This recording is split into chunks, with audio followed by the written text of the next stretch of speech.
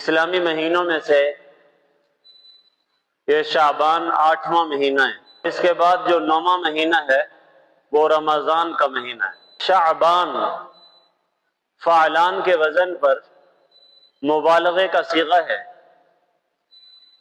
اور یہ شعبان شعب سے ہے۔ شعب کہتے ہیں شاخ کو،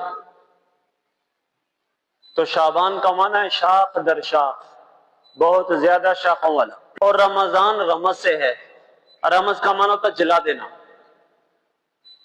تو شعبان کو شعبان اس لیے کہتے ہیں کہ شعبان کا مہینہ نیکیوں کے اعتبار سے ایک ایسے درخت کی طرح ہے جس کی بہت زیادہ شاخیں ہیں۔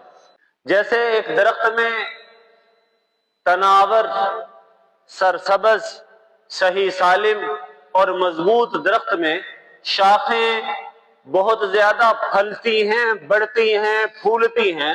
شعبان کا مہینہ اللہ نے ایسا مہینہ بنایا ہے جس مہینے کے اندر انسان کی نیکیوں کا اجر بھی ایسے بڑھ جاتا ہے جیسے شعبان یعنی درخت کی شاخیں بڑھ جاتی ہیں۔ چنانچہ رسول کریم صلی اللہ تعالی علیہ وسلم نے اس مہینے کے بارے میں فرمایا، لوگوں شعبان شہری و رمضان شہر اللہ، شعبان میرا مہینہ ہے۔ شعبان کس کا مہینہ ہے؟ میرا مہینہ ہے۔ حضور فرما رہے ہیں میرا مہینہ ہے۔